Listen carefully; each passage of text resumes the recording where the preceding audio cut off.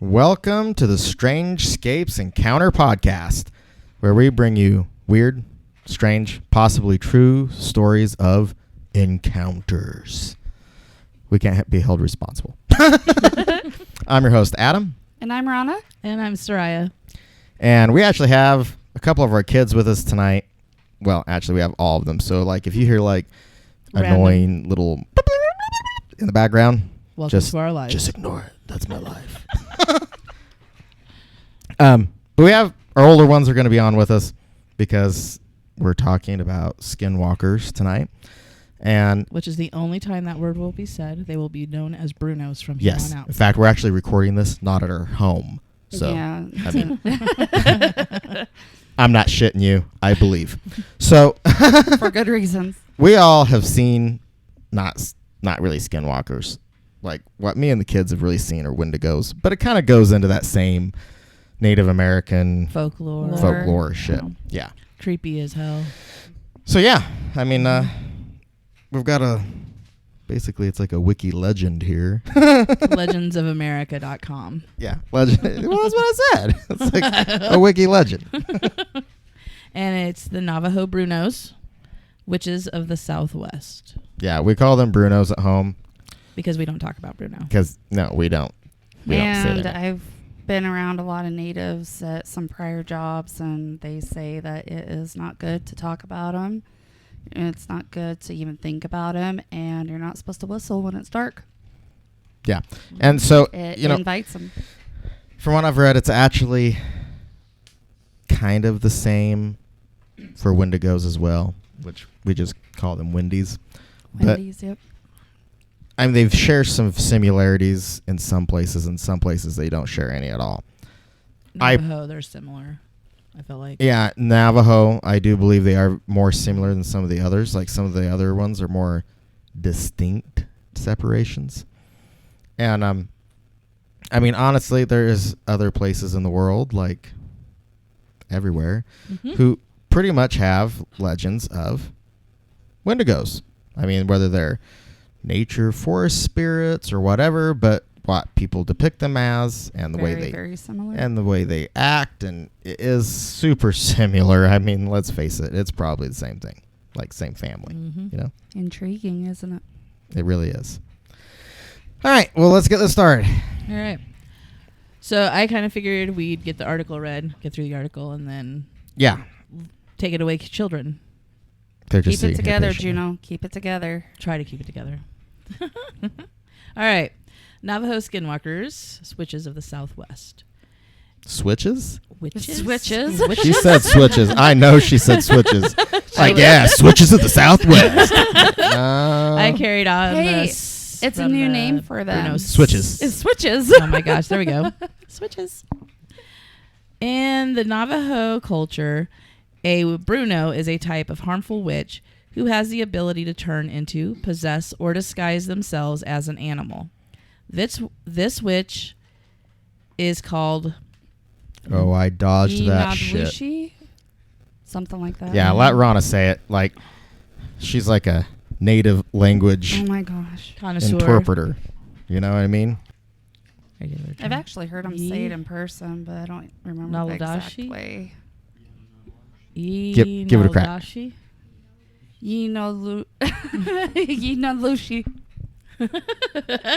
Noodles. Noodles. Anyway, those things by the Navajo, which translates to, with it he goes on all fours. It is just one of several types of Navajo witches and is considered the most volatile and dangerous. For the Navajo people, witchcraft is just another part of their spirituality and one of the ways of their lives. As such, witchcraft has long been part of their culture, history, and traditions. Witches exist alongside humans and are not supernaturals. The Navajo believe in the coexistence of both good and evil, and these powers can be used for either purpose.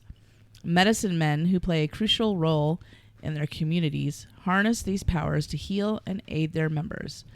Conversely, those who practice Navajo witchcraft seek to manipulate these spiritual forces to cause harm or misfortune to others.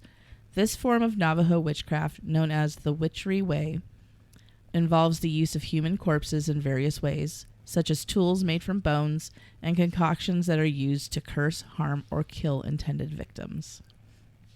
Oh, well, sounds a lot like normal witches, actually. Just saying. The knowledge of these powers is passed down from the elders through generations. The Navajo are part of a larger culture area that includes the Pueblo people, Apache, Hopi, Ute, and other groups that also have their versions of this. Bruno.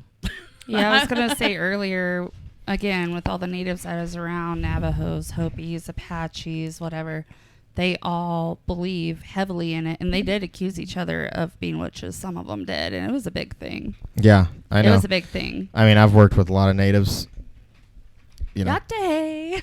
and it is a big thing. Like, we had a fight actually break out in one of our crews because I guess some shit went down, and like one guy was accusing the other guy of being a witch. witch, and It's a serious that thing. he was doing this shit, and the other guy. I mean, it just blew up, and like there's like 3 or 4 of us white guys that were just like, "What the fuck is going on? Get back to work!" No.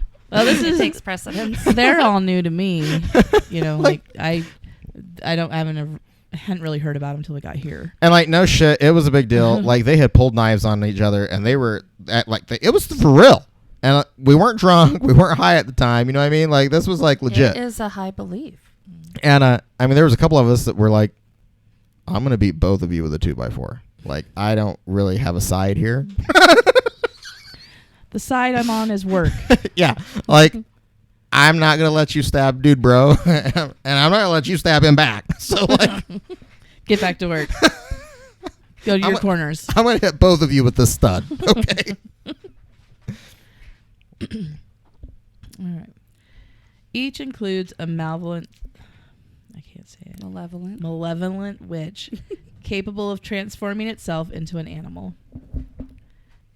Nick's really having a hard time He keeping it is. together. Like, look at him over there. He's like, I'm he's struggling. unsure why. Our kids are the type that will laugh and giggle when they're not supposed to, and like the most crazy. Stop making faces at me.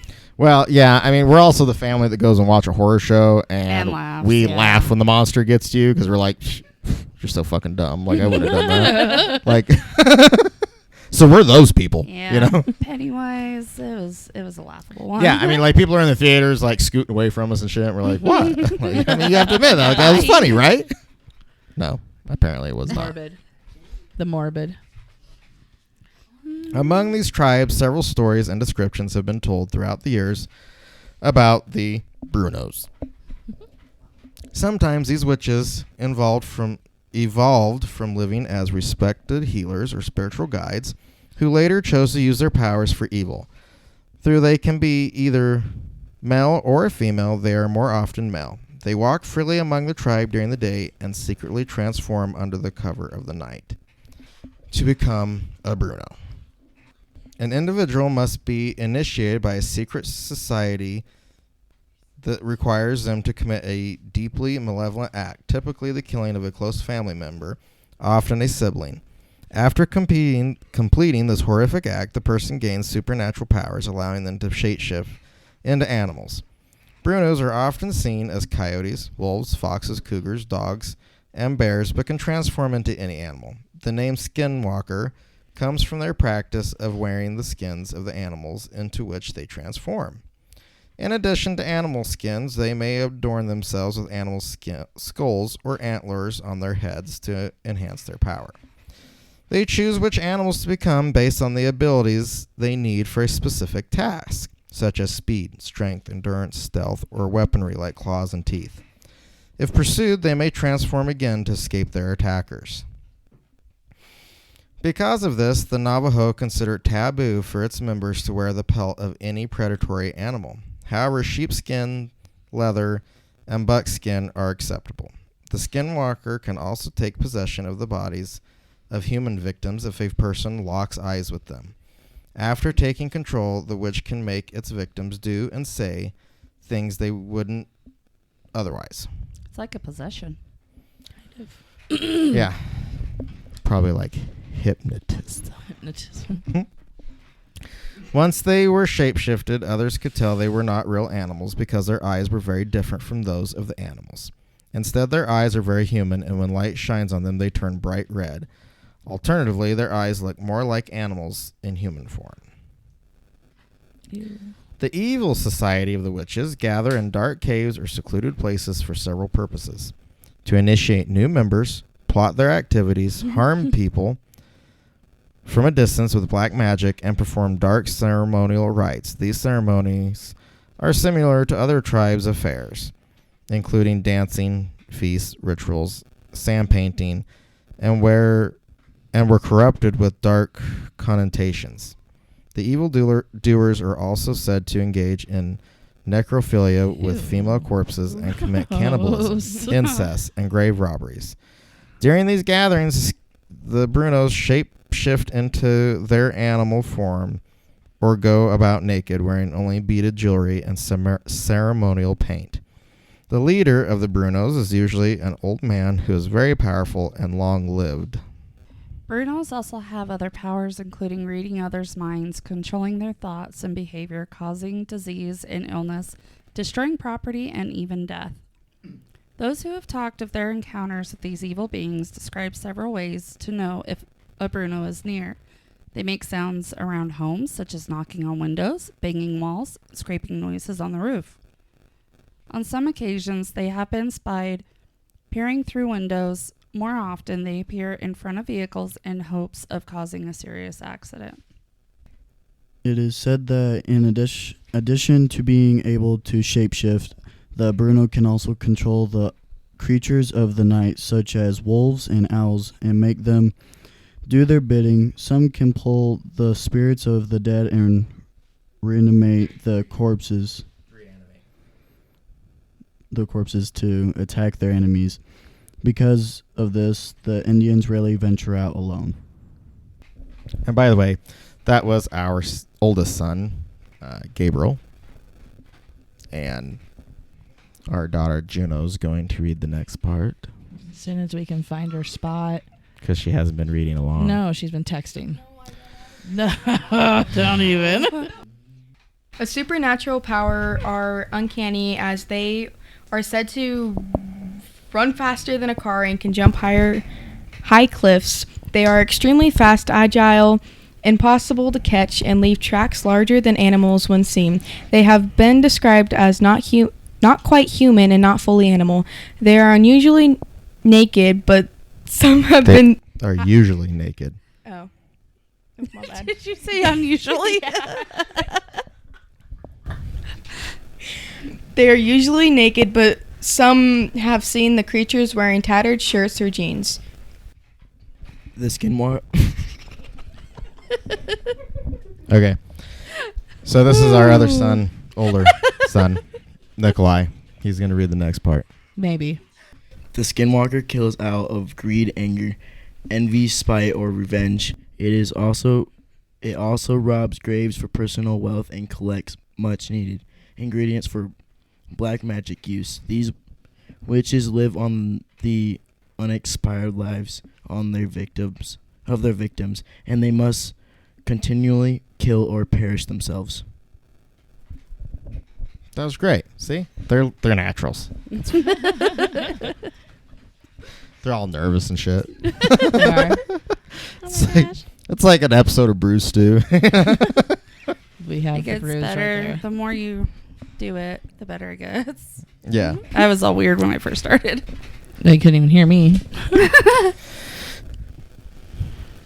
Brunos and other witches have long been blamed for unexpected struggles and tragedies, including sickness, drought, poor crops, and sudden deaths. Even smaller or individual problems, such as windstorms during dances, alienation of affection by mates, the death of livestock, the reversal of fortune, were often believed to be witches' work. This was most apparent with the Navajo Witch Purge of 1878, which initially evolved from a cultural response to many people moving across and onto their lands.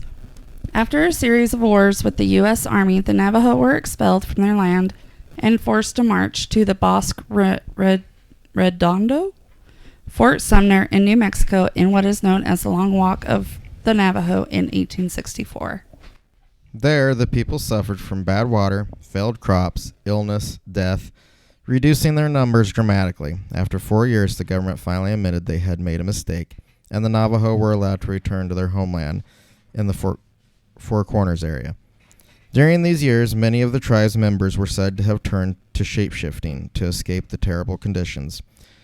In the meantime, the rest of the tribe was convinced that their gods had deserted them. Once the people had returned to their homeland, their conditions improved, but the dreaded Brunos, whom they blamed for their years on the bleak reservation, were still among them. Accusations of witchcraft and the hunting of the Brunos began. When someone found a collection of witch artifacts wrapped in a copy of the Treaty of 1868, the tribal members unleashed deadly consequences. The Navajo witch purge occurred in 1878, in which 40 suspected Navajo witches were killed to restore harmony and balance to the tribe. It's interesting. There was a lot of witch killing everywhere. Mm-hmm. Yeah, It's like not an isolated event. we like to blame it on white people. We do. That's not racist, but we do. We really like to focus on, white people. But it's done in every culture. But every single culture, including Africa, by the way, had their own witch hunt around the same time. Isn't that kind of considered genocide? Oh, genocide's the word you're looking for, but Yeah. Or is that more of an extreme? that's like extreme. Oh, But I mean, how many witches were killed at Salem? right. It wasn't A lot. 40. No. Just saying. 40's a lot. Mm-hmm. It's a lot. Mm-hmm. So, I digress. It's everywhere. Probably for the same reasons. Today, most of the tales of sightings of these witches do not include death or injury, but are more trickster-like. Numerous people have told stories of swift animals running alongside their vehicle, matching their speed. After a short period, however, they run off into the wilderness. Along the way, these animals sometimes turn into men, who sometimes bang on the hood. Another story tells of a man making repairs on an old ranch home when he heard loud laughter from the nearby sheep pens. Thinking he was alone, he went to investigate and found all the sheep but one huddled in a corner of the pen. However, a lone ram separated from the group stood upright and laughed humanly. Ew. After the man locks eyes with the ram, he sees that his eyes are not that of an animal, but very much like a human. The animal then casually walked away on all four legs. Some say they have seen them running through the night, sometimes turning into fiery balls, leaving streaks of color behind them. Others have seen angry-looking humanoid figures looking down on them from cliffs, mountains, and mesas. In 1980s, one of the most notable events occurred when a family was driving through the Navajo reservation. Something jumped from the ditch as they slowed to make a sharp curve. It was described as black, hairy, and wearing a shirt and pants. A few days after the event, the family was awakened to a loud drumming and chanting at their home in Flagstaff, Arizona. Outside their home were three dark forms of men. Outside their fence, however, these shadowy creatures seemingly could not climb the fence and soon left. These events have occurred in the Four Corners area of the southwest Colorado, southeast Utah, northeast Arizona, and northwest New Mexico. In the 1990s, a ranch in northeast Utah, far away from the Navajo reservation, became the partial focus of the Brunos. Called the Sherman Ranch, the Skinwalker Ranch, and the UFO Ranch, this place has a history of UFOs, aliens, cattle mutations. Cattle mutilation. Struggle bus. Mutations. Not mutations, mutilations. Like, we can make a rap song out of We that. have no idea what this is. Let's try that again. Take This two. place has a history of UFOs, aliens, cattle mutilations, Could be take three here in a minute. circles. Sorry. Located near the Ute Indian Reservation, these people have long thought that the Navajo put a curse on their tribe in retribution for many perceived transgressions. Since then, the Brunos have plagued the Ute people. Witchcraft represents the antithesis of Navajo culture values and is not tolerated. They work to avoid, prevent, and cure it daily. However, when it exists, their laws have always said that when a person becomes a witch, they have forfeited their humanity and their right to exist, so they should be killed. Wow. Woo. Yeah. So It's like pretty heavy. Well, but look at that change. Like before that, like they were okay with having witches. You know, it's Until they amazing went how to the dark quickly side. people can turn on you. And then, as soon as you know they were subjugated because of it, well, now we're on a witch hunt. You know. Can we call them Vaders? Oh shit.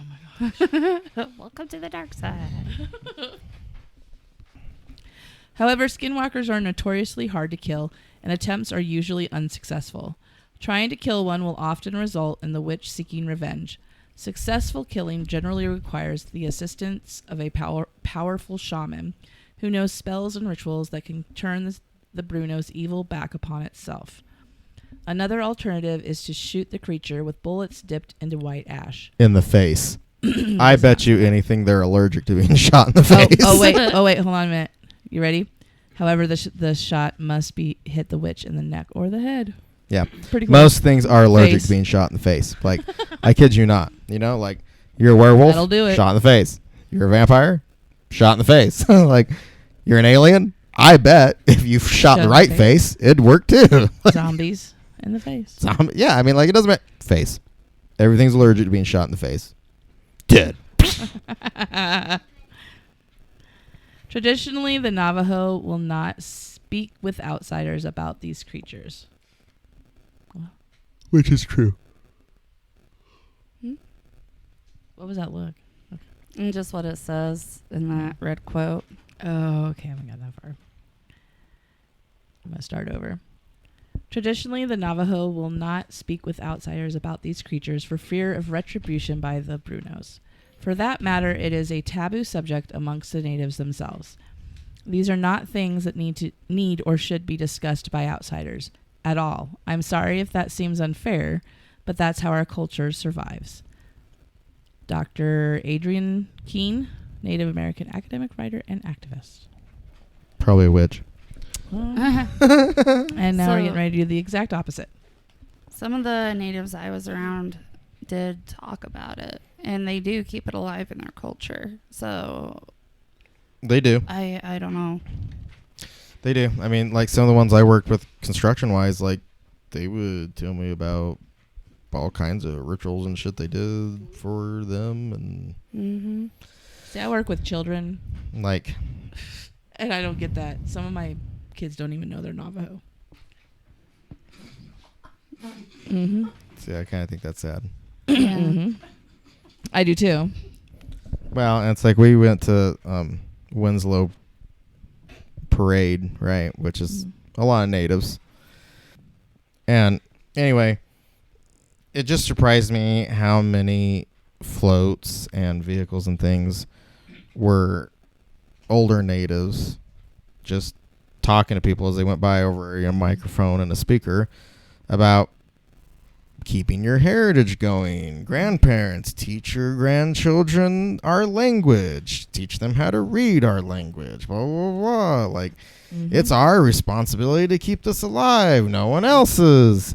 You know, the world's changing. You need to learn these other things, but remember where you come from. Throw it away. Yeah. And it just really surprised me because, like, I guess I've always been under the impression that it wasn't that way. I mean, like, I've really respected how, I don't know what the word is I'm looking for, but just like proud of their culture, I guess they are. I've always thought that was really neat.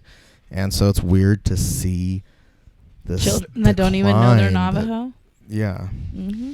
A coworker I had told me, you know, I asked if they're going to teach their kids their native language, and they basically said no because there's no reason, because it's a dying language. And that's there's why no it's use a for dying it. language. See, that's Mhm. bullshit. Like, You should be teaching them. Like, it will be a dying language if you do not keep it alive. It's like all these other languages today in these other countries. Like, there's a lot of people on the other side of the world that speak multiple languages. Like, it would be so easy for their native language to just disappear. But they do not let it. You know? Well, this last school year, I had a Navajo girl that did know she was Navajo. And they did follow a lot of their aspects of their culture. And so I learned an awful lot about Navajo culture from them. She learned the Pledge of Allegiance in Navajo for us. And oh, so That's that's pretty yeah, cool. yeah. I asked her if she would, and her sisters helped her. And the last day of school, she gave us the pledge in Navajo. Aww. I thought it was awesome. That's really cool. No, that really is cool. Yeah. There was one part where she stumbled over, but she did really good. That's what really sets them apart from everybody else. I worked their with this one culture. guy that his grandfather was a wind talker, code talker. Yeah.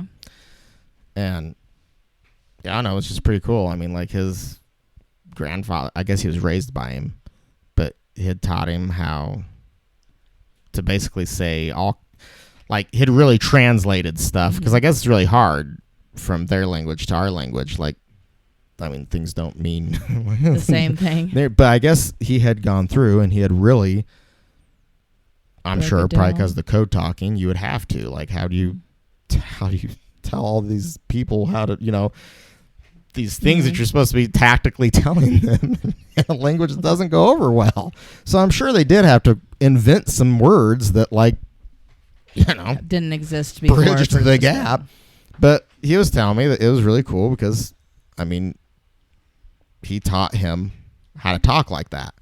And And so their language sounds so unique. Like, Yeah. the Spanish or French or something are similar to English, some of them. This is so different. It sounds So Indian different. well, yeah, to I me. mean, Mhm.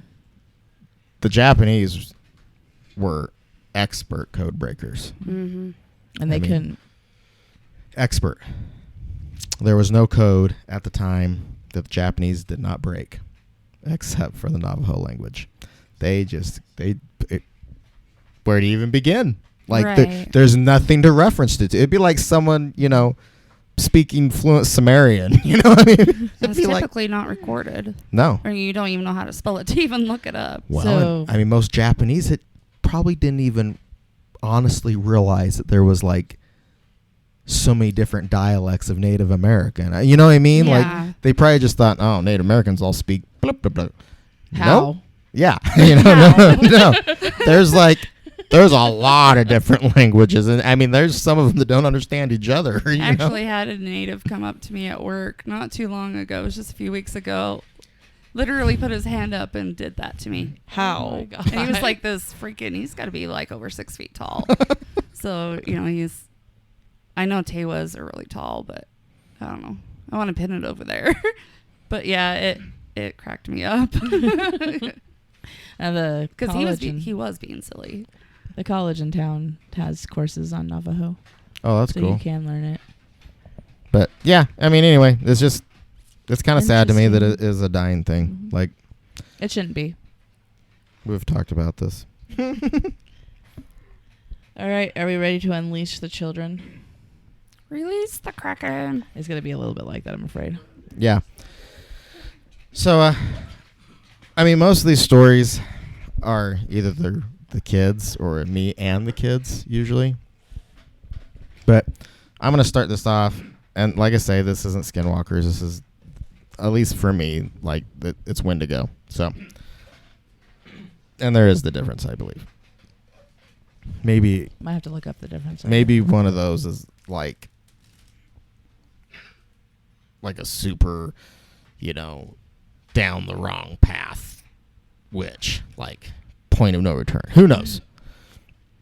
But anyway, And just a side note real quick, if you hear squeaking, we apologize. These chairs at the Okay. cabin we're at are not the best. they aren't. Like, every time I hardly do anything, it's like, "Argh."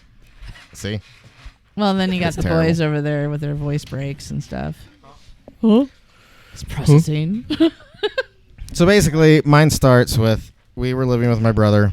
We had this 40-acre piece. I'd built a house on one end. He had a house on the other end. We were coexisting. And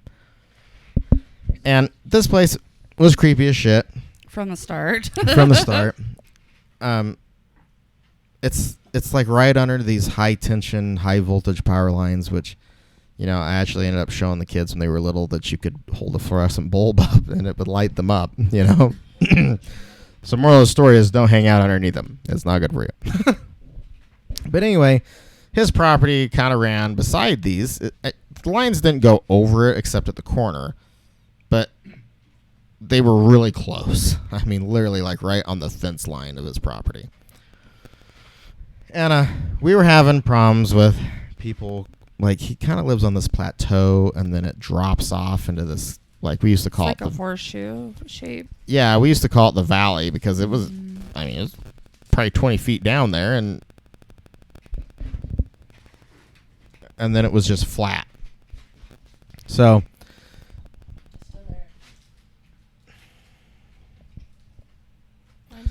anyway, I was out hunting people, and yes, that's exactly what was going on, hunting people. Because they would come up, they'd use like four-wheelers and shit, and they'd come up the bottom, and they would steal stuff, all right? Like probably crackheads, meth heads. We've talked about how much tweakers bother me, right? We've covered that already. I have no love for tweakers. You know, if you're going to get your high, that's cool. Don't do it with my stuff. Like, is my stuff worth you getting killed over? If the answer is yes, keep going. Anyway, so I'm out there. I think I had a shotgun with me. I had like the semi-automatic shotgun. And I'm pretty good at seeing in the dark. I mean, like, this is some pretty rough country. One corner. Yeah. You Over took by the Faye power with you line. too. Yeah, Faye went with me. But I mean, this is some pretty rough country. You really have to like kind of know where you're going. And so like I traverse this shit in the dark all the time. I don't believe in using flashlights because it just lets people know where you are. And it makes it to where I can't see either. So I'm relatively good at just being in the dark. And I'm pretty good shot in the dark as well. So anyway, I'm out there creeping along, you know. And I was on my way to this corner where this drop-off is because that's where everyone comes up at and where I had caught people with four-wheelers and things before. And as I came up over it, and it was a full moon. Like, it was so bright outside, I mean, you could see relatively well. It was super bright. So I come up over this ridge right here, where it flattens out, and right there, like right on the edge of the drop-off, was a Wendigo. Okay? That's what it was. I mean, like, I immediately knew what it was. But, I mean, here's the thing that has always led me to believe that they may not be as immortal as people think they are. Because, like, it was, I don't know if it was sniffing, or I don't really know what it was doing, but it was, like, down on all fours, had its head to the ground, and as soon as I came up over it, I surprised it. I mean, its head whipped up and, you know, looked at me. Its eyes were green, and we just stared at each other, right? So, like, I'm like 20 feet away probably from it, and we just looked at each other. It didn't move. I mean, I couldn't really see if it was breathing, but it was just really still. Like, I had actually started kind of thinking to myself, you know, am I even fucking seeing this? Like, is this real? And then it moved one of its hind, I don't know which one, or not hind, but one of its front legs. I mean, leg, arm, I don't know. Maybe they're interchangeable. Forward, like it was going to come towards me. And I started pulling my shotgun up, and it stopped. And we just looked at each other some more. And, like, you know, you can judge me all you want, but until you stare one of these things down in the dark, I don't give a fuck. So, like, I literally was thinking to myself, you know what? If you can read my mind, you motherfucker, I promise you, I'm going to shoot you in the face. Like, you might get me, but you're going to have some new holes to breathe out of. And you know what? Because I had 3-inch hot loaded double hot buck in that thing. I was super, I was confident. Like, super confident of my abilities at this close range. And like, after me thinking that, I was going to follow through with this shit. Like, I was like, hey, this is it. But I am like, they're going to find me out here with your body on top of me. So I hope it's worth it, bitch. And like, it just started backing up. Like, it never took its eyes off me, but it backed up to the cliff, and it was so gross. It just like slid. Like, you could hear the rocks. And it just slid down the hill. And you know what? I guess maybe some people would have followed it, but I was like, cool. We came to an understanding. You're leaving me alone. I'm going to leave you alone. I'm not going to turn my back. So, like, here I am backing away. I'm like, I ain't turning my back on you. Like, so, yeah, I mean, like, that was one incident. And, like, I know what I saw. Like, it was definitely one of those. It was, like, classic. Like, I bet if this thing had stood all the way up, it probably would have been 8 feet tall. It was big. I did smell something, but, there was always, like, dead animals and shit out there. So, like, it didn't really dawn on me, hey, like, it smells like death out here. There might be one of those things. No, because, like, there was always cows dying out there. I mean, not thinking about it, like, they probably got ate, but, just, like, there's free range cattle everywhere. Like, you're telling me, a couple get picked off here and there by, Joe Blow the Windy. I mean, all right. Who needs a microphone? I'm Gabriel. I'm Juno. And I'm Nick. And today we're here with Strange States podcast, telling our stories. So there was, I don't know, maybe back in 2020, I think. And me and my siblings had the bright idea that we were going to go camp down in this valley that we had. And it was huge. And we lived up on top of this mountain plateau thing. And there was a tree line. And we kind of just went out in between there. And we set up our tent. We had a fire pit and all that made. And we just got done doing our food. And we get inside the tent. And maybe not even 5 minutes into being inside the tent, we hear things walking around. And we sat there and listened, and then something started brushing up against the tent, scratching. And then me and Nick ran out there with, I think it was like these weird sticks that we made that were like spears. And we took lighter fluid and a lighter instead of just lighting this random pile of sticks on fire. And we just kept seeing this thing run by. And we thought maybe it was a bear at first, and then it would get further out, and it was just all black. We couldn't see, and it started standing up, and this thing stood like 8-9 feet tall. Then me and Nick started freaking out, and we just kept lighting this stuff on fire, and then we just booked after it. I was still in the tent while all this was happening, so it wasn't. They sounded like big footsteps, but when we went out there the next day, they were like rabbit prints. It was weird. Yeah, there was no big footprints at all. And we actually, after that, I'm pretty sure we actually, like, ran. we ran all the way up there. Yeah, you guys came in and got me. Yeah, we ran into the dark, like, all the way. No, Yeah. There's no stopping. We ended up, I think it was Nick or me, or Like, maybe you left Gabe. all your possessions down there. We did. Yeah, we didn't go back down there till, like, 2 days. 3 days later to go get our stuff because we didn't want to go back down there and meet whatever it was. Yeah, the tent stayed down there for, like, we left it down couple there after weeks. that because there was Everything stayed down there. 3 claw marks across it, so we left it down there. We never brought it back up. It's probably still down there if you look. The tent's Yeah. not even down there. Well, it still was after like a week. It was. Well, that's it.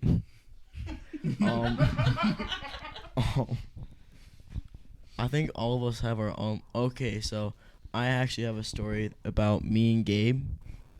This one time, my dad had us go capture some gasoline from our uncle because it's like a secret mission, you know, like Oh heck, us boys, I remember it. Too. us boys. When we're on a mission, we're the people. Like we are him.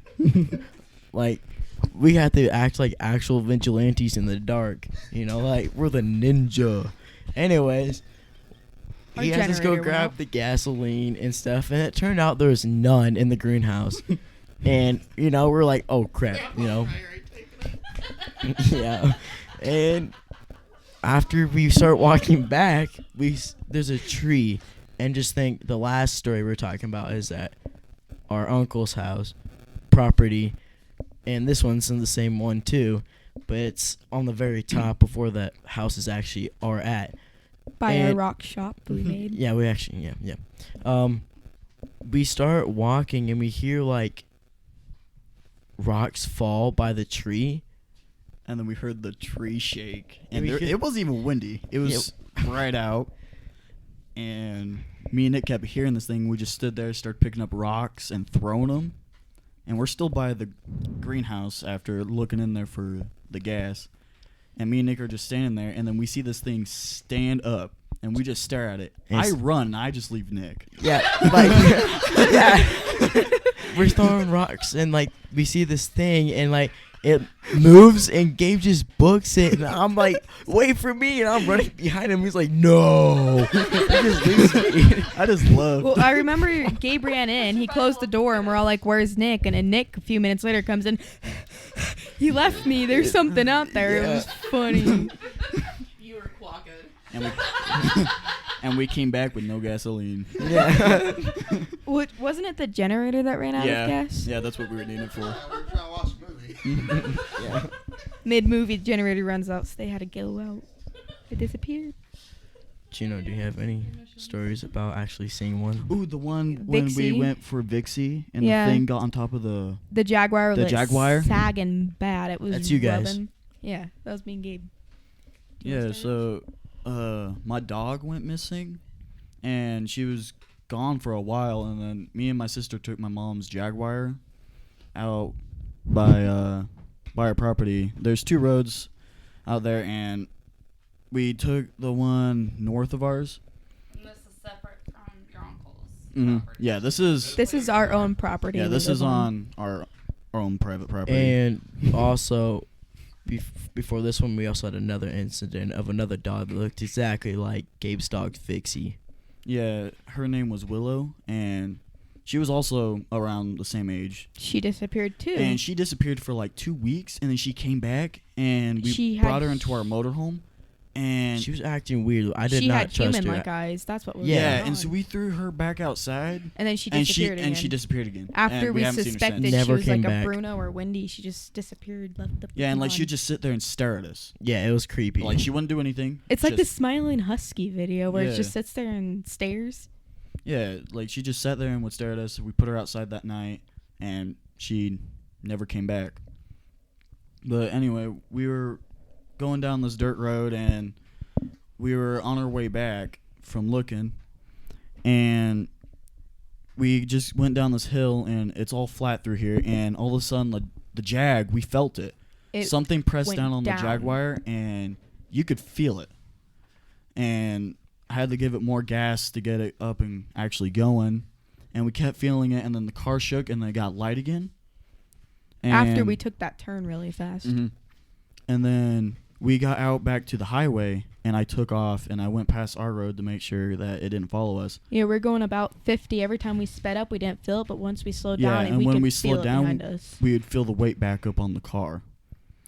And then we made it back home, and then we just didn't feel nothing after. But then just weird things would happen outside the property line. Like we have a wash, it's a big one on the other side. We used to see things. We ended up finding pottery a few days later, me, my mom, and Soraya. And we brought it back to our property to show everybody. We didn't think anything of it. And after a while, that's when all this strange stuff started happening. which we think the dog missing and that are tied together, but we ended up having to get the pottery back the next day. But we saw 2 pairs of eyes. One was green and one was white. They're on the opposite sides. One was on the left and one was on the right. And me and my sister are sitting here negotiating with them, saying that we'll give them back their pottery the next morning. And one of them came across the wash and stood there and ran towards us. And I had my dad's AR and I fired, and it ran across the tree, and we didn't see anything after that. And then we saw it back across the wash just staring. It got smaller too after we shot. It was like super low to the ground, and then it just disappeared. Like the dogs weren't even freaking out. They were hiding. Yeah. Usually they're out like barking and stuff because the coyotes and stuff, they're all hiding in the doghouse and in our trailer. And he ended up shooting without telling me, and I was like next to him, so both of us went deaf, and then we started looking around. But like we didn't see it go into the wash. It just randomly appeared in front of us by a tree. Yeah, and this one was also very tall, 8-9 feet. It was almost just as tall as the trees on the edge of the wash. And those are big trees. Yeah, those Those trees, from mine and Mom's calculations on like how you, They're probably like 13 they're feet like high. over 100 years old, Oh, yeah. and they've got to be close to 13, 14 feet tall, which is pretty tall for a juniper. Mhm. I mean, they're big. They're some of the biggest junipers I've ever seen. Yeah, some of them are huge, especially like the one by the Twinkie, or the one out by our stack of wood. And then like if we took our eyes off of it, it'll appear somewhere else on the wash. Yeah, it would move. And then, like, there was one night where me and my dad and my brother and my mom were out doing concrete, pouring footings. And as we're pouring these footings and stuff, and it's almost midnight, we just hear this clunking coming down by our wash, but it sounded like it was underground. It was super loud. It was rhythmic. Yeah. It was where this old car is at the wash. I've heard it a couple times recently, too. Yeah, there's a, what is it, a Studebaker? Yeah, there's an old Studebaker. Yeah. Well, there's also a mattress skeleton down there too. It's tied across. I think they're like trying to slow it down or catch something. I don't know. But, like, that's where all the suspicious things happen, are down at the corner by where that car is. And that's where that clunking sound came from, but it sounded underground. It was super loud, like it was clear. Like it sounded like it was happening right by us. But and then it stopped. Well, and you also had dreams and things of them, haven't you? Yeah. So back when Soraya lived in, what was it, Pinedale? Yeah. So when Soraya first moved here, she lived at these people's property. They let her park her RV, and it wasn't Pinedale, but it was like right there, out in the middle of nowhere, like, you know, fire in the sky, like Travis Walton abduction, kind of out in the middle of nowhere. Yeah, for reals. Like she was like in the same area. Like we were like neighbors to the abduction site. Probably could have walked there. Anyway. After we started spending the night there and stuff, I started having these weird dreams.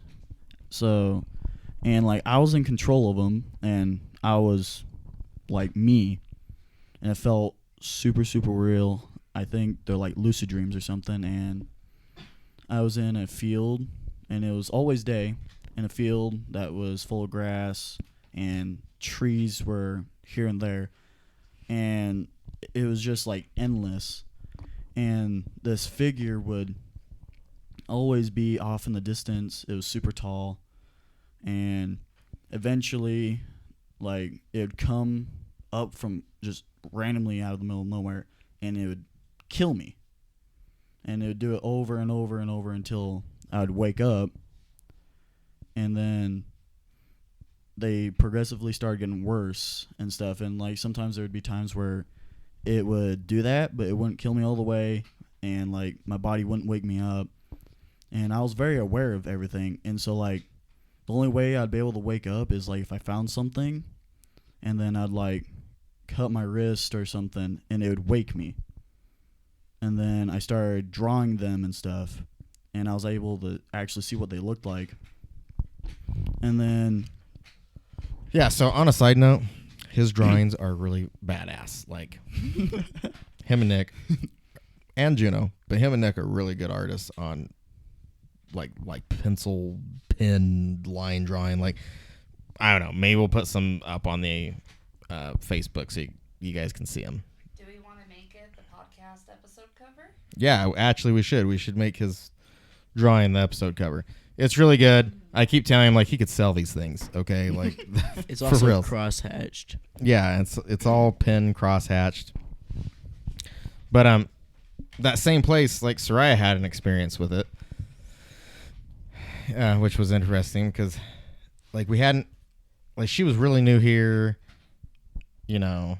We hadn't really told her much about, like, some of the weird shit. Like, don't want to scare her off yet, you know. like let her get, you know, to the point of no return. So, I mean, I know when we would go see her at her RV, like, I would have not dreams about them, but, like, they would just, like, I'd be laying there asleep, and I would just get this image that popped in my head of one looking through always a certain window. And actually, no, it wasn't the bedroom window. It was one of the, like, middle of the RV bigger windows. Where like us little kids slept. Yeah, where you guys would sleep, you know? But like I always had this vision in my mind of it, like, having to stoop to look through the window, you know? And, like, I mean, I don't know. I mean, it's not like I was sitting over there thinking about it. Like, it would just pop into my mind, you know, and I get a really icky feeling. And a lot of times I'd go outside because I think we've already discussed that. That's how I am. I'm like, okay. And after I'd be out there a while, it would go away, like that feeling. So, I mean, I don't know. Like, to me, it wasn't even like a bad feeling. It was like curious. Like, I mean, I wouldn't want to be this thing's friend, but I didn't feel like it had malice towards me. It was just curious. Like, something new. You know what I mean? I mean, as weird as that sounds, that's the feeling I got off of it. Like, it was more curious than malevolent. Yep. I also started having like another dream when me, Soraya, Juno, and Nick and us kids went here to Lemon Lake, and we stayed up towards the cabins up in the mountains. I had a dream where I was still here, but it was winter for whatever reason, and I was over by the forest down over here, and I had a jet ski, and it was like towards the end of the day, and I was just riding out there, and I started walking, and I kept hearing this noise coming from the woods, and again, it was just like the other dream that I was talking about, and this thing came out of the trees, and it was just staring at me, and I could see everything. It was like a deer. It was very, very dead. Its face was a skeleton. The hair on it was dead, black, dangly. You could see its ribs. And this thing was at least 9 feet tall. And it was just staring at me, and I couldn't move. And it started walking towards me. And I got back on the ski thing, and I whipped it around, and I started taking off, and it grabbed me by my coat hoodie, and it pulled me off, and it started dragging me by it. What? No capes. Not all heroes wear capes. But it grabbed me by that and started dragging me, and this thing stunk like bad. I could smell, feel, all that, and it smelled like something that has been decaying for like a long time. And I had a pocket knife on me, and I stabbed it in the hand, and it let go, and it made this terrible like high-pitched scream thing. And I ran back, got on the thing, made it back to my cabin, and I saw it running towards me, and this thing was crazy fast. And I got inside the cabin, and it was almost dark by then, and then I heard it bash into the door, and it stayed there for what seemed for hours. And this all happened within like I think 30 minutes of me sleeping, because I woke up from it bashing into the window, and it woke me up. And so that was all a dream, right? Mm-hmm. Yeah. So just to drive that home, dream. But it's super weird. People do dream about them, and yeah, I was gonna have you tell them about that. I've dreamed about them when we lived at my brother's, and anytime I dreamed about it, I always like the feeling out there was always oppressive and icky, like, and it would be that way for days. It's almost like it was passing through. You know what I mean? But like supposedly it is normal to dream about them when they are around. It's supposed to be normal to feel them out there.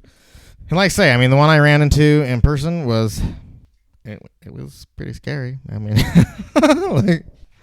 I wouldn't have seeked it out. You know what I mean? Like, I wouldn't have gone hunting for it. Like, yeah, I'm gonna bag you. No, it was like we were both afraid. Like, like I scared it. It was like, oh shit! I thought I was gonna get the jump on him, and I was like, oh fuck! What the hell is that? You know, and we just looked at each other like, well, we could kill each other, or we could just act like this didn't happen. Still intrigues me how it backed away from you, like it was willing to negotiate for it being this monster that everybody puts it out to be. Yeah, exactly. Like Rana said, like for it being willing to negotiate. I mean, really, like it's like it was weighing its options. And, you know, I'm kind of broken. I probably wasn't afraid of it as I should have been. I was probably thinking, well, shit, like this guy might actually shoot me in the face. I'm not entirely sure I can get over there before he shoots me in the face. Like, Wasn't Faye just sitting by you while all that was happening, like quietly? well, Faye had her I have a blue healer, and she was with me, and she had her hackles up, and like she's so weird. Like, she's not your typical blue healer. Like, she wasn't like barking at it, but she was just like, her teeth were all out and her hackles were up, and I don't know. It was super weird. Anyway, we're gonna hear about Sarai's RV incident. Yes. That's the only experience I've really had here. And I didn't know what was going on, really.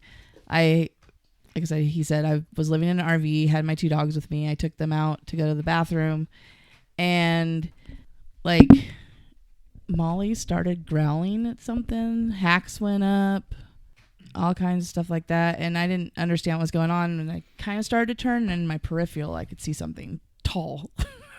Like, it was taller than the RV, and that's all that I really remember about it. And when I completely turned around after I got my light out, it was gone. Like, and that was literally the only thing I had. Well, obviously it did go, and it coincided with some of the things that me and the kids saw. So I mean, it kind of all ties together. Tall, dark, and probably not handsome. So, like, I don't know if Nick remembers this, but out at my brother's place, I was out doing wood, chopping it, you know, all that good happy stuff. And I was quite a ways away from the house. I was in between my brother's and ours, so it was a good distance away. And I heard something screaming, "Dad! Dad!" And it sounded like Nick. Like, I would swear on it that it was Nick. And it was like we always heard the frequent kids too. out there. Huh? It was always frequent too, like down in the valley and Yeah. stuff. And like, I thought something had happened. I dropped my shit. I ran over there. I busted in on these guys playing, you know, Halo on the Xbox. And I'm like, "What is your deal?" And he's like, "Nothing. We're playing video games." I'm like, "No, you're not. You're out yelling for me." He's like, "We've been in here the whole time." I'm like, "All right, well, I don't know." Do you remember that, Nick? Sorta. It's actually coupled up. It happened a couple of times. Yeah, like something would call these guys' names from outside, even at night. Mm-hmm. Like when Ari randomly sleepwalked towards the wash. Like, Yeah, so like it was like 2 a.m. I don't really sleep that much because I can't sleep, but when I do, well, I end up waking up because I heard a noise. It's my little sister. It's pretty normal. I was about to go back to bed. She gets up. She has this ginormous peep. She won at I think it was an Easter thing. Yeah, it's ginormous. It's bigger than she is. It's a third grader. And then she picks it up, puts her jacket on, and she starts walking out the door. I'm like, Ari, where are you going? She's like, Mom and Dad are outside. They want me to come with them. I'm like, no, they're not. They're in their room. Well, she opens the door and starts walking out. She hates going out at night. And I go out there to get her. We barely got these 2 new puppies, so they ended up running out. But she went out there. She started walking towards the wash where we've seen the Brunos and Wendy's and stuff. All the creepy stuff. I'm like, Ari, get back here. She ended up waking up from whatever she does. I don't know what it is. And she's like, what am I doing? She started crying, so I sent her inside. I told Dad. I don't know if he was up or not. I think he was. I had to go back out to get the puppies. I couldn't get them. So I waited until they wanted in. And I let them in. Like, she ended up going back to bed, but she didn't even remember it the next day. Yeah, so I mean, just there's been a lot. Like we have like we could write a book. What to do, what not to do. Yeah, it's a lot like that. Well, we're gonna hear from Mom about her experience. My experience, we hadn't been at Hiram's very long.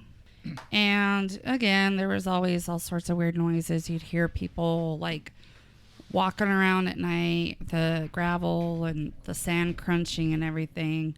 And usually with investigations, there was nothing. So there's like all sorts of shit that happens out there. But one night I had a dream about a Wendy. And I don't remember a whole bunch about the whole thing, just that I saw it. It was huge, probably 8-9 feet tall, very, very tall, very big, broad. It had really long legs, but they were like inverted. And it had super long arms with really long fingers and claws. Its body was partially decayed where you could like see the ribs. It did have fur.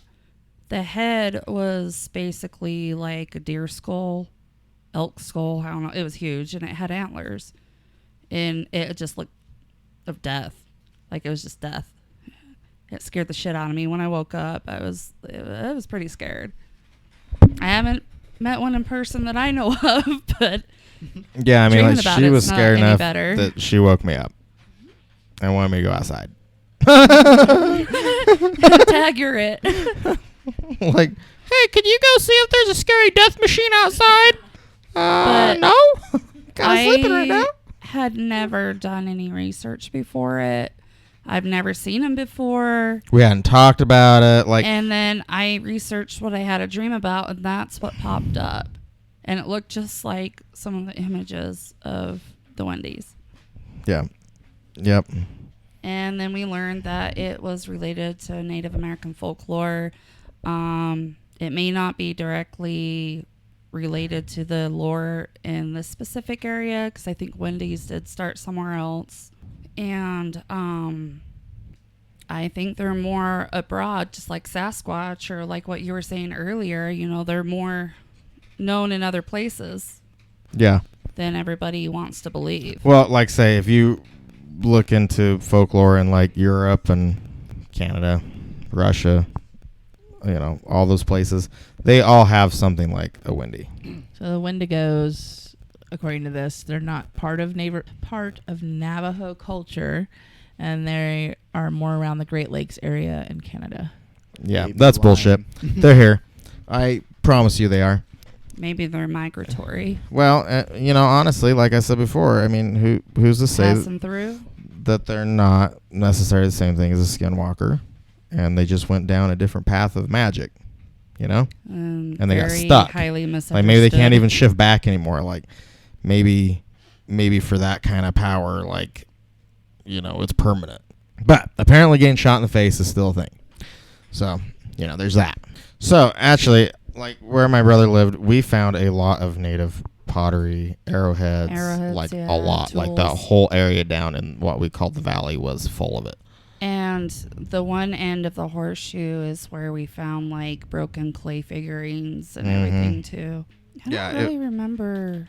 Were there a lot of bones out there? Yeah, there was a lot Like, of bones down there. When me, Dad, and Nick went venturing out there, we found this giant rock slab.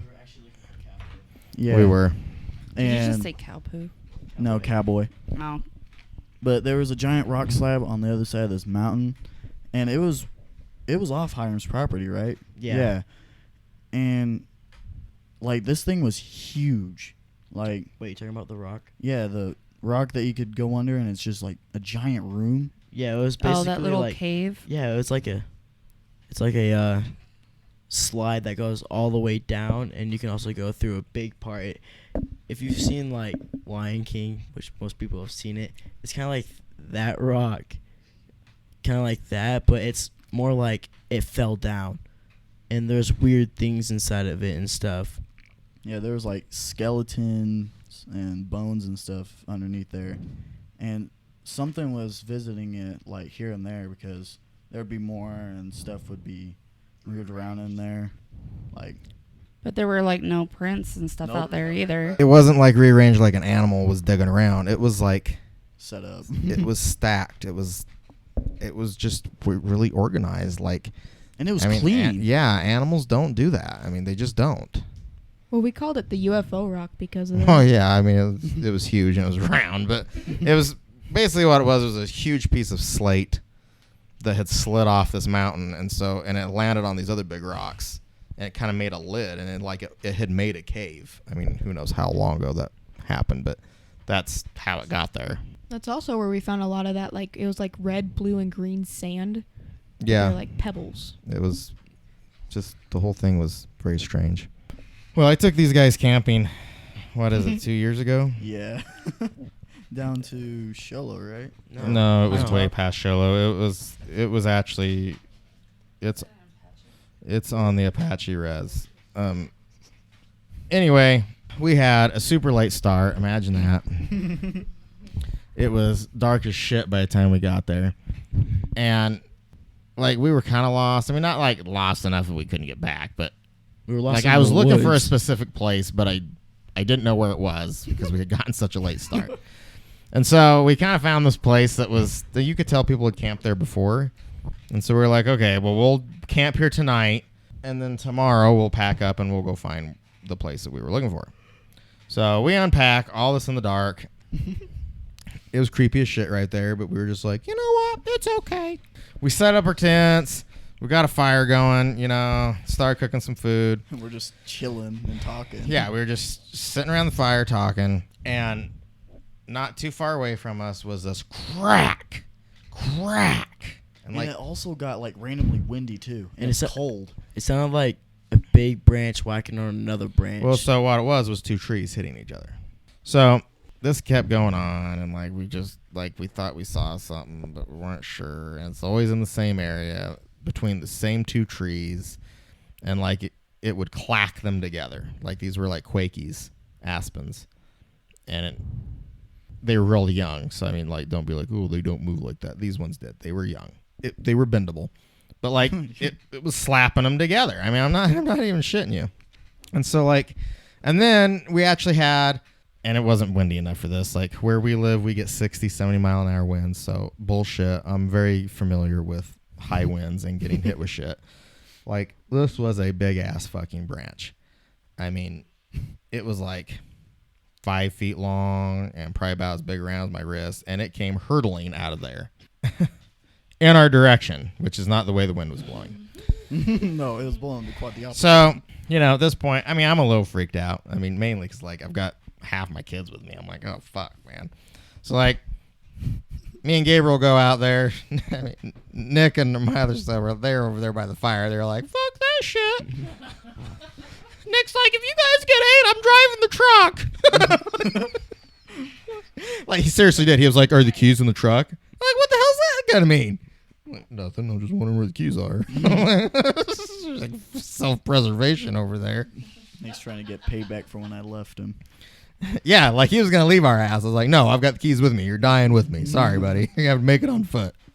So anyway, me and Gabriel go over there. I've got this shotgun with me, and no, it wasn't the shotgun from my other story, unfortunately. It was just a break open single shot 20 gauge. All that was in it was bird shot. You know what I mean? Like, probably not killing a windy with one of those. But you know what? Maybe it doesn't know guns. So I was like, you know what? We're going to try this. So I go over there. I have the shotgun. I've got a tomahawk in my other hand. So, like, you know, it's like holding half the rifle with tomahawk. Gabriel's holding the flashlight, you know, with like a tent hammer. It was the black mallet thing. Yeah. And we go over there, and you could almost see the outline of it in the trees. Yeah. And no, this forest is not dense enough that, oh, maybe it was a tree. No, there was nothing there a while ago. I mean, these things are spaced out. It's not like all of a sudden like a tree grew in the center of them. Like there was something big standing there. Okay. And I wouldn't say we saw its eyes reflect, but there was definitely something that was reflecting back at us. And so, you know, like I'd like to think I'm a diplomat, you know, like there's a time for violence and there's a time to just let's talk about this shit. And the time for let's talk about this shit is when you're going to die. You know, I would have shot it in the face, just saying. So, bird shot or not. So, like, out loud, like, you know, Gabriel's just out there with the light, like, come on. Out loud, like, I literally told it. I mean, you guys can laugh at me all you want, but out loud, I was speaking to it. I'm like, okay. I was like, we're just camping here tonight. Like, I don't know, like, if this is your place, but we're not staying, you know? It's just because I don't know where we are tonight. Once daylight comes, I was like, I promise we will leave. I was like, but if you want to fight, I was like, I'm good for it. I'll fucking shoot you in the face. So whatever you want to do. Gabriel's like, I really wish we don't use that. Let's not shoot it in the face. And you know what? After I told it that, I was like, I give you my word. We will move on in the morning. Gabriel. Yeah. It literally, like we watched it just back away into the rest of the forest. It just left. And it got super quiet. The wind stopped. The wind stopped. It was super calm. Like the rest of our night was good. And you know what? When we woke up in the morning, I can't even make this shit up. Nick is actually the one who found it. What did you find? I found like a outlet box. Like It was an extension cord. Yeah. Like a 50-foot. Now keep in mind, it was outside our tent door. I mean, like, it's not like this thing was here before and we like didn't see it. It was bright orange. Okay. And it had a box attached to it. Like it got ripped out of a wall. Probably did. And it was coiled up nicely yeah, and laid in front of our tent door. and it was green. Yeah. Part of it was green, part of it was orange. It was like two of them together. And yeah, so I got the message out of that it wanted us to take that with us. Cool. Gotcha. You know what? We're picking up. You just anything else you need me to take, just throw it in the truck. So yeah, I mean, like there's another whole experience. Like we've actually dealt with several of these things. I mean, and the fact that they are willing to, like Rana said, negotiate leads me to believe that, you know, maybe they're not as possibly, I don't know about malevolent, but I mean, they're at least not dumb, and maybe they're not immortal. You know what I mean? Like, we really have to weigh our options. Like, this guy's not going to run. He's going to fucking try to shoot me in the face. So I'm not sure if I can get there before that happens. You know? Yeah, self-preservation. Like, if you gotten the jump on someone, well, that's completely different. But I don't know. That's I think that's probably pretty much it. Yep. So that's the Strange Escapes encounter. Kids edition. Yeah, skit kids edition. Like, I have a story. oh, I guess Nick has a story. Okay, He's been very quiet, so I'm just waiting. So we were living at my uncle's place in the houses we bought. I started having random like dreams of Wendigos, and like it was more like there's a couple of them instead of one, and it was more like it was not colored. It was more like it was black and white, and I'm seeing these other guys being like torn apart and whatnot, and like I'm able to see like what these creatures look like, and it's like I'm watching a movie, but I'm also inside the movie, and it was really weird. And it's like what Gabe said was, if you're attacked, it's like basically you can feel it and you want to wake up because you like, you know, it's not true. You want to wake up and whatnot. And like I had it for more than a month. Like it it continued where I died, and like I'll just keep. So was it like the same dream and just start over, or like was it a continuation of the dream? It continued. Like it started where you. Yeah, it woke started up? where I left, like Weird. where it left off, and it happened for about a month, and and I talked to my friend about it, and he told me that if I'm seeing that stuff for that long and seeing creatures like that, he told me that it's because you either saw it or it saw you, and I kind of got like, oh yeah, that kind of does make sense, and because us being out there, we've seen weird stuff, so that's what I thought happened. And I would have these other dreams, so we have a water tank in the back of where we lived, and it was parked next to the side of the house. By our window. Yeah, but no. It was by mom and dad's window. No, it was mine in your room. Because that's where Eli used to see the mountain lions all the time. I guess my dream made it like parked that way. Well, I'd have dreams of like a dog being inside of it, drowning, and it looked kind of like a wolf creature thing, and it was like drowning inside the water, but it's like it acted like it was drowning inside the water, but I can literally breathe, and the water was like greenish and stuff, and I had these dreams a couple of times, like once in a while. Like it was pretty famous back then of my dreams, and it's more like I would be sitting out there not knowing what to do while watching it, and eventually it would come out of the top of the lid, which I don't know how you're able to fit through that, because I know for a fact I can't fit through that, and it was able to fit through it, and it looked more of a like a werewolf type, but it looked decayed, and it had like antlers and stuff, and it was unordinary, and it was actually creepy, and like it seemed super real because I had it a couple of times. It seemed like I was in it, and like I was trying to help it, but instead all I can do is literally just stand there and I can't move. And so these are all dreams. Dreams that you were having at the time. Mm-hmm. I remember Nick telling me about those ones. And Yeah, wasn't I it did too. Hayes that we talked to about that? Mm-hmm. Yeah. I thought it was Zed. No.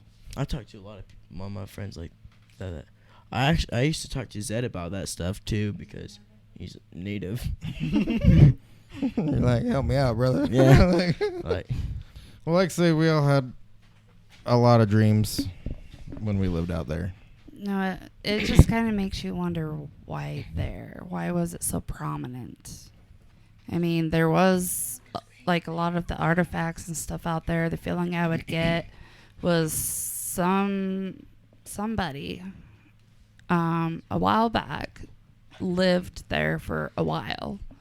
There is a draw that's a few miles away that actually has petroglyphs and stuff, but I don't know what it is about the property that makes it so, like, I know with paranormal, a lot of people will be like, oh, it's the power lines and things like that. But Maybe, I mean, but where we live, we don't have commercial power lines either. You know, so, it's like I've had a lot of, like our first episode for Encounters was about ghosts. And I mean, I've had a lot of encounters with ghosts in my life, and I have to say I've never seen one that you could reason with or was worried about its own self-preservation. So it makes me believe that, these are a little more than an apparition. on our side of your brother's property felt way different than his side and where that cave thing was. It was all different. But there was more dread on our side than anywhere else. Yeah, no, you're totally right. And it happened to be that side of the property on that corner where you met that thing. It was. Yep. And I don't know what part. You guys were on the left side of the valley where you camped, right? So that would be like the same area. half. Mm-hmm. It was just interesting. And yeah, by the way, their camping thing was before I saw it. So, like, if it had been flipped, I'd been like, you know what, you guys probably shouldn't camp over there. Yeah. Just saying. Like, let's not get ate today. I don't know. There was just a lot of crazy weird stuff out there. Yeah. So, like I say, I think that kind of wraps us up. Thank you for bearing with us as a family affair. It's like Strange Scapes Encounters, Family edition. Family edition. So we're actually going to have these guys on more here and there, singly probably, as we get more mics. And we're going to be having some other interviews as well. They're in the works. I actually lined up a couple. So those are coming. So like I say, I appreciate you tuning in and like and subscribe. If you want to leave us your story, that would be completely amazing. We'll share it. Yeah. Or we don't have to share it. Whatever you want to do. Yeah, just let us know if you want it shared or not. Yep. Like if we got enough people leaving us their content, we would make an episode just reading your guys' stuff. Make sure you let us know whether you want your name, ID, whatever it is, to be advertised with your story as well. So Yep. That matters. Because it does Privacy. matter. And especially since commenting is, now turned on. Please see previous episodes. You can't be held responsible for not knowing how to use the program. There's a lot of buttons to push, every single time apparently. All right, well, like I say, thank you for tuning in and stay strange.